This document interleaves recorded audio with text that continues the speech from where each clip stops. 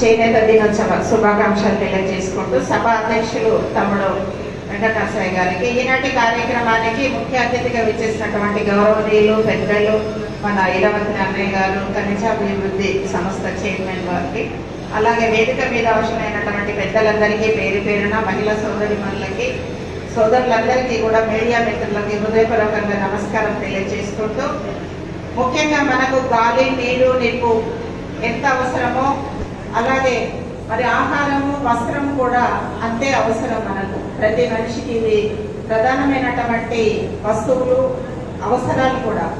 కాబట్టి దీన్ని ఎవరు కూడా విస్మరించడానికి లేదు. తర్వాత జాతీయ చేనేత దినోత్సవం జరుపుకోవడానికి మరి ఎక్కడన్నా దాదాపు 2006 నుంచి ఉద్యమాలు చేపట్టి 2015కి ప్రభుత్వం గుర్తింపు వచ్చే వరకు కూడా పోరాటాలు చేస్తే తప్ప మనం సాధించుకోలేకపోయాము. అంటే ఇది మనం సాధించుకోవడం కాదు, ఏ ప్రభుత్వం ఉన్నా కూడా దీన్ని గుర్తించాల్సిన అవసరం ఉంది.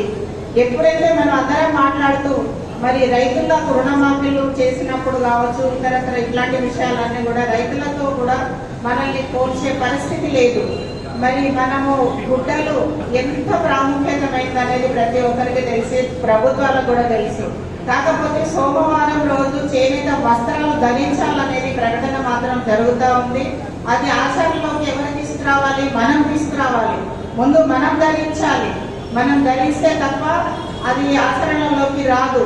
కాబట్టి ప్రతి వారు ఉద్యోగస్తులు ఎవరైనా కావచ్చు, ప్రతి వ్యక్తి కూడా ప్రతి సోమవారం చేనేత వస్త్రాలు ధరించాలి.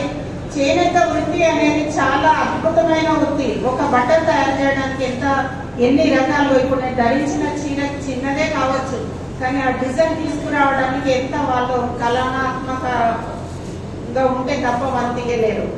కాబట్టి చేనేత వృత్తిని వారికి అన్ని రకాలుగా కూడా సబ్సిడీ కావచ్చు, తర్వాత సరుకు నిల్వలు లేకుండా కావచ్చు, ప్రతి విషయంలో కూడా మీరు ప్రభుత్వానికి వారధిగా ఉన్నారు. కాబట్టి చేనేత కార్మికులను అందరినీ కూడా ఆదుకునే విధంగా మీరు దానికి ముందడుగు వేయాలని కోరుకుంటూ, ఈ సందర్భం కాకపోయినప్పటికీ కూడా పెద్దల అనుమతితో నేను ఒక విషయం మేము ముందు పెడుతున్నాను. ఒక్క నిమిషం. మనం నిజామాబాద్లో కళ్యాణ మండపం నిర్మించుకోవడానికి పట్టణ పద్మశాలి సంఘం రిసిప్ట్ మీద మనం 25,000 తక్కువ 25,000 నుంచి మనం ప్రారంభించుకున్నాము. ఎప్పుడైతే అది పట్టణ పద్మశాలి సంఘం కళ్యాణ మండపం నిర్మాణానికి నిధులు తీసుకున్నామో, ఏ కమిటీ ఉన్నా మళ్ళీ నెక్స్ట్ వచ్చే కమిటీకి అది ఏ డెవలప్మెంటే కావచ్చు కాకపోవచ్చు, అయినప్పటికీ కూడా అవన్నీ హ్యాండ్ చేసే బాధ్యత గత కమిటీని ఉంటుంది. గత కమిటీ అంటే వెంకటనరసయ్య గారు కంటే ముందు కమిటీ, నేను పేరు చెప్పదలుచుకోలేదు, ఇప్పుడు ప్రజెంట్ తను ఉన్నారు కాబట్టి పేరు ఉచ్చరించాను. నేను వారితో కూడా చెప్పాను, మీరు పట్టణ అధ్యక్షులుగా ఉన్నారు, మీరంతా కమిటీ ఉన్నారు, అవన్నీ లెక్కలు తీసుకోండి, మీరు చేయబట్టండి, లేకపోతే చెయ్యండి, చందాలు ఇస్తారు, ఎందుకు ఇవ్వరు, మనకు అవసరం, ప్రముఖంగా కళ్యాణ మండపం మనకు అవసరం అని చెప్పేసి కూడా వారికి కూడా చాలాసార్లు చెప్పడం జరిగింది.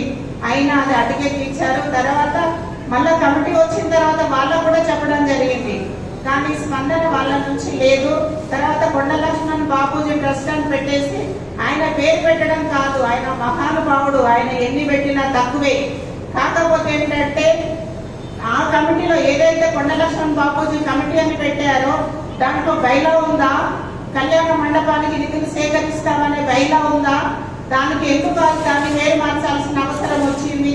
దీన్ని అందరూ కూడా ఇక్కడ ఉన్న ప్రతి ఒక్కరు కూడా పునరాలోచన చేయాల్సిన అవసరం ఉంది. ఇప్పటికైనా మించిపోయింది లేదు. పట్టణ కమిటీకి అది హ్యాండ్ఓవర్ చేయాల్సిందిగా నేను సభాముఖంగా కోరుకుంటున్నాను. ఈ అవకాశం ఇచ్చిన పెద్దలకి హృదయపూర్వక ధన్యవాదాలు.